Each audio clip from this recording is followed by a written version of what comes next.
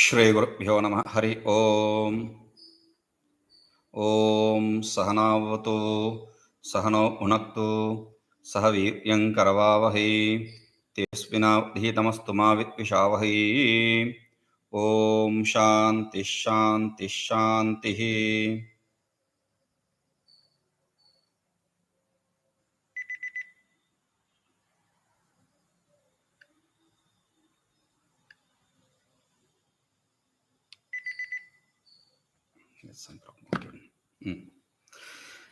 Okay, so here yadā mamecchā notpannā jñānaṃ va see we are seeing in groups. We are seeing the first, this group which we are seeing is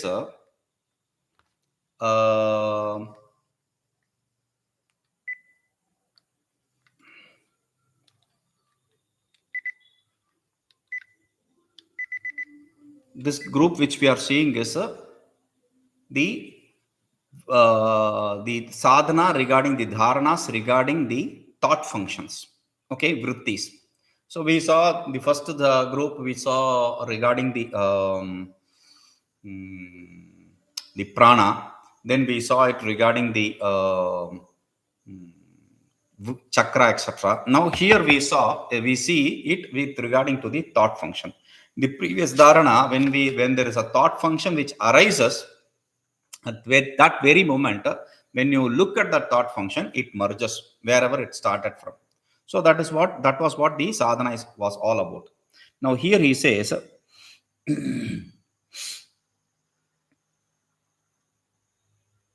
yadā mamecchā notpannā jñānaṃ va kastadāsmi vai tattvato'haṃ tathābhūtastallīnastanmanā bhavet. yadā mamecchā notpannā jñānaṃ va kasyacinnaitadevaṃbhāvī tattvataḥ tathābhūtastallīnastanmanā bhavet. This is a beautiful sadhana. This is a beautiful dharana. This is a dharana. I said in the last sadhana that this is the similar sadhana practice which is prescribed by Ramana Maharshi. Okay, I brought in Upadesh Sara, etc. as proof. And his teaching, I told you, is based on Shaiva Siddhanta mostly. And to prove that point, this very dharana is the basic dharana of his teaching. What is the basic dharana of his teaching? His teaching is a koham, who am I? That is the basic sadhana. So that is exactly what is prescribed here. yadā mamecchā notpannā jñānaṃ va kasyacinnaitadevaṃbhāvī tattvataḥ tathābhūtastallīnastanmanā bhavet. What does he say? In this dharana, Shiva says, Bhairava says, when there is no thought function of desire or knowledge, at that point of time, who am I? In reality, I am the truth. When you understand that, you become that, your mind merges in that, and you become that. tathābhūtastallīnastanmanā, when you understand that, tallīnaḥ, you merge in that, tanmanā bhavet, you become that. Okay, now understand. yadā mamecchā notpannā jñānaṃ va, when my desire, icchā means desire, jñāna means knowledge, we know this. So the order is jñāna icchā pravritti. Some people understand, in Śivaḥ he says icchā jñāna pravritti, and he also adds kriya to this. This is nothing to do with the kriya. This is only to do with your thought function, vritti, not action. Why? Because according to the Shaiva Siddhanta, the external world till the body, they don't exist. There is nothing existent actually other than the self, other than Shiva. But because of the ignorance, etc., whatever that is, you start seeing the duality. Okay, now there they call it spanda. Anyway, the whole creation is a non-real. This we saw with reference to Dakshamurti Stotra, which I said, Vishvam darpana drishyamana nagarim tulyam nijantargatam pashyan atmani maya bahirvodbhutam yatha nidraya. So bahiriva udbhutam, It is as though seen externally. Whatever is seen internally is what is seen externally, nothing else. Okay. Now, he says, icchāva jñānaṃ. Whatever, they are all thought functions, whether it is knowledge or desire, whatever form, it is all thought function, nothing but thought function. Okay. Now, first is a desire, I want. Then I know this, I have the knowledge of this. This is the difference. They are all thought functions, nothing but thought function. Okay. Now, tada, at that point of time, notpannā tada, when there is no thought function, the previous dhāraṇā samutpannā, when it is nicely arising, when the thought function nicely rises. Here, when the thought function has not arisen. This is the difference. Okay? Tada, there is a story to that. I'll come to that later. Tada, kaha asmi. Kaha asmi. Who am I? Where is I here? Asmi. See the word asmi, if it is said, then invariably you can understand aham there. If it is said aham, invariably you can say understand there is a verb there, asmi. Aham is the noun and asmi is the verb. Aham, you say individual only aham, then that means aham asmi. If you say asmi, only the verb, that means aham. I am. That's all. Okay. I am. So whether you say this or that does not really matter. So kaha asmi means koham. Koham. Who am I? At that point of time, when there is no thought function, who am I? Stick to that. Then aham tattvataḥ tathābhūtastallīnastanmanā. I in reality is a tathābhūtastallīnastanmanā, of that nature. Of that nature means of that nature which is a satchidananda, chidananda ghana, chidananda swarupa. So I am of that nature of a chidananda. When I understand that bhuta means siddha, bhuta vastu means siddha vastu, that which is ever existent. Okay. Now here tallīna, you merge in that. When you understand that, you don't become different from that, you merge in that. When you merge in that, tanmanā bhavet, your mind completely becomes engulfed by that. That is not tanmanā bhavet. See, when you see a picture, a beautiful picture, you are one with that picture. Your mind is completely engulfed by that picture. But here, the tanmanā bhavet means your mind becomes that. It is not captured by that object. Your mind is not different from that. Tanmanā means the mind is that. Okay? There is nothing different from the mind. Or there is no subject-object relationship. That is the idea here. Tanmanā bhavet. It becomes that. So, because tanmanā bhavet is also read as tanmaya bhavet, there is no difference. We are not seeing the subject-object relationship. See, even in Vedanta, we say the object is not different from the subject, because there is no real existence of the subject and there is no real existence of the subject-object relationship itself. Right? That is what is said here also. Okay. So in the previous thing, there is a story which is normally said when you start watching the thought subsides and it disappears. Like this story. There is this man who comes into the marriage hall. It's a typical Indian marriage where there is brides and bridegrooms people. So this fellow is a nuisance. So the brides people think that it's groom's people, groom's person. So they just keep quiet. Let the marriage happen. Later we'll deal with this. The groom's people think that this fellow belongs to the bride. So they also think, okay, let the marriage somehow happen. Let us deal with this fellow later. So at one point of time, this fellow's nuisance is becoming very unbearable. So they come and say, your fellow. No, not our fellow, your fellow. No, he's not our fellow. Then who is he? When they start inquiring, when that fellow understands, he just disappears. Similarly, this thought also disappears. That is what is the idea here. Okay. Now, nirnimittaṃ bhavejjñānaṃ. No. So, that is the story for the previous one. Icchāyāmathavā. Next one. See, this sadhana is a shakta upaya. Okay. icchāyāmathavā jñāne jāte cittaṃ niveśayat ātmabuddhyānānyacētāः tatasthattvātsadarṣanam icchāyāṃ athavā jñāne jāte cittaṃ niveśayat ātmabuddhyā ananyacētāः tattvataḥ. Beautiful. Whether it is desire or knowledge, any kind of thought function, does not really matter what kind of thought function we are talking about, we are dealing with. Any kind of thought function.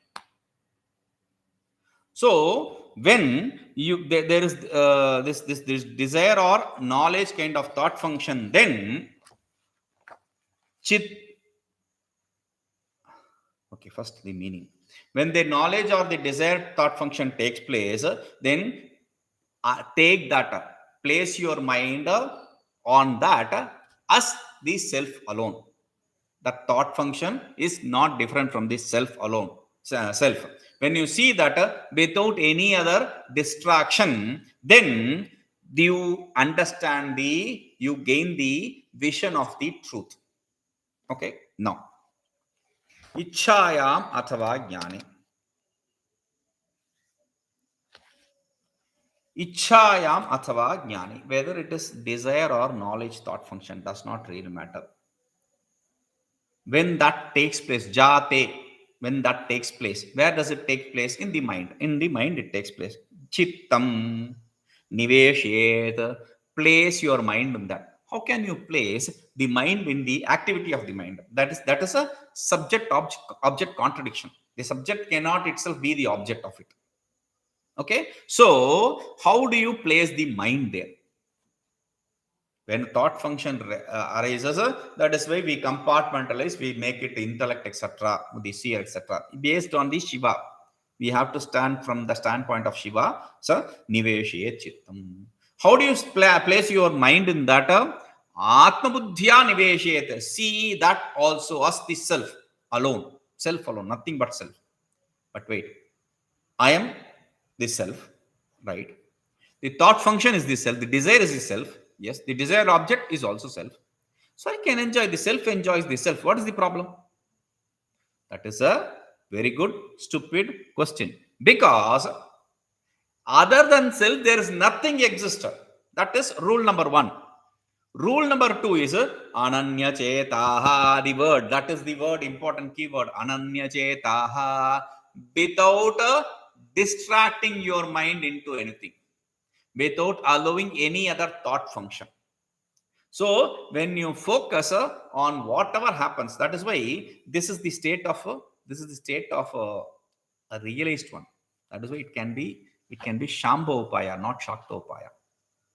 Okay, so why? Or if you want to practice it as a shakta-upāya, this is shakta-upāya leading to shambha-upāya. That is how we have to see. Now, atma-buddhya, because to see the thought function as the self needs a lot of strength. And to not be distracted by the thought function needs even more strength. Because ananyacētāh, na anya iti, there is nothing else other than the self.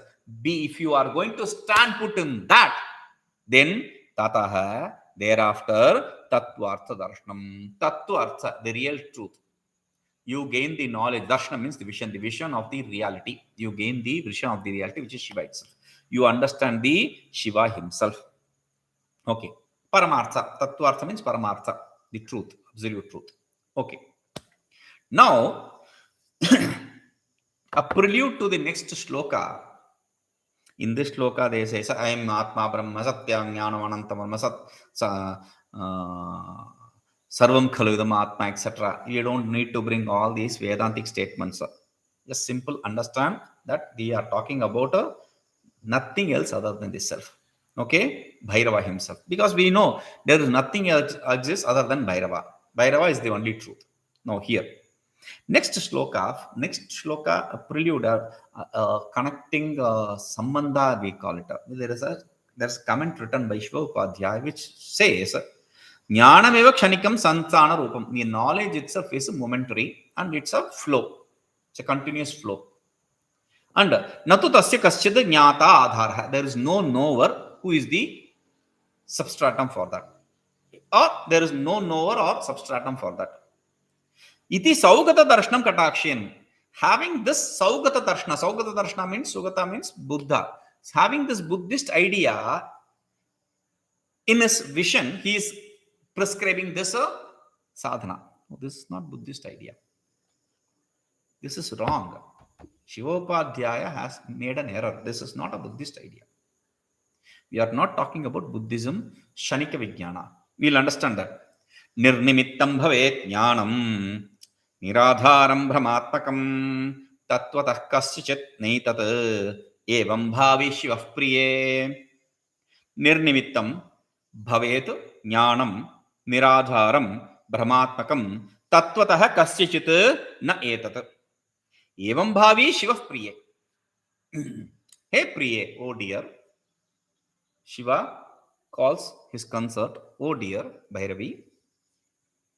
When you understand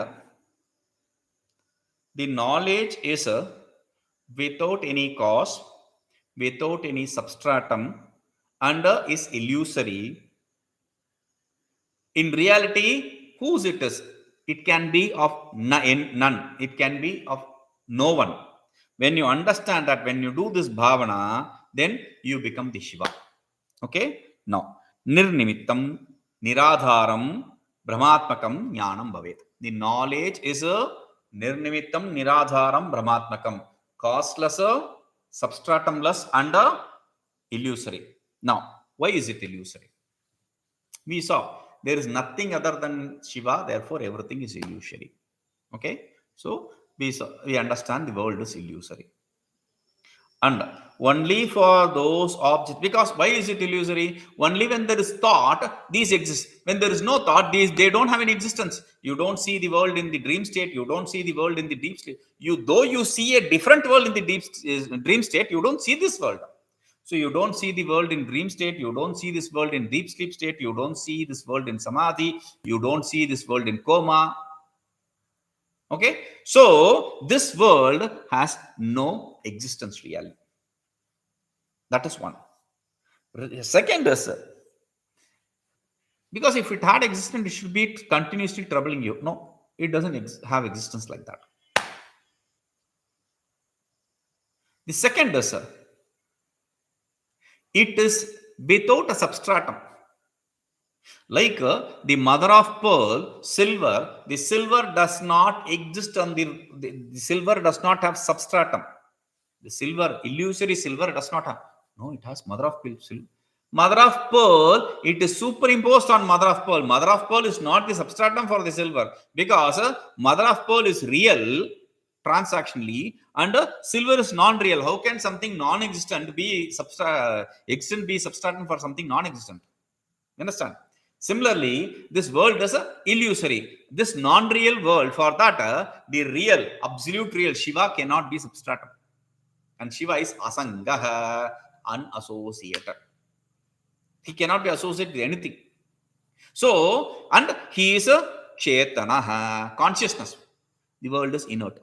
How can there be association of inert and consciousness? Impossible. So, since the world is illusory, it does not have a substratum. Since it does not have a substratum, therefore it does not have a cause. Because anything which has a substratum should have a cause. Anything which is real should have a substratum. Like you see the painting on the wall. The wall is the substratum for the paint. Okay. Even I've said this example in Malaysia. In the Twin Tower, when you enter, before you enter the lift, there is a main entrance where they'll check the tickets and all. At that point of time, after checking the ticket, they'll have on the entrance, they'll project from both sides, they'll project a water vapor, smoke, kind of smoke, okay, and project the video on that smoke. Now, it is possible to project something on a water vapor or a smoke or some black light which is projected and all. It is all possible. You have a substratum. Some substratum is there. Here, it cannot have any substratum because this is real and that is illusory. And whatever is illusory, whatever does not have a substratum, cannot have a cause also. The clay, the pot has its substratum, cause, clay. Non-existent thing cannot have a substratum. The substratum, oh, the pot exists on the floor. Floor is substratum. Yes, floor is substratum, but without the clay, there can be no pot. The pot is also a substratum, not just the cause. Pot exists in the clay, on the clay, of the clay. So, pot is this, clay is the substratum also for the pot. That is how we have to see here. So, in reality, kasyacinaitadevaṃbhāvī. To whom does it belong to? To none. Like kasyacinnaitadevaṃbhāvī Īśāvāsya Upanishad says first mantra, Īśāvāsya sarvam yatkinca jagatyam jagat tena tattena bunjītāh ma gridhak kasyacinnaitadevaṃbhāvī. We are not talking about Vedanta. Ma gridhak kasyacinnaitadevaṃbhāvī. Don't envy anybody's wealth. Whose wealth? Ma gridhak. Kasyacinnaitadevaṃbhāvī. Whose wealth is it? So that kasyacit can be interpreted in whose wealth or don't. Here also, kasyacinnaitadevaṃbhāvī. It does not belong to who. Whom does it belong to? In both ways you can interpret. So, in this way, evam bhavi, when you meditate on this, then śivaḥ, you become that Shiva. Śivaḥ bhavet. You can supply the kriya pada, the verb. Shiva, he becomes Shiva. Okay. Now, this is also a tattvato'haṃ. We'll see this. Om purnamadah purnamidam purnat purnamudachyate purnasya purnamadaya purnamevavashishyate. Om shanti shanti shanti.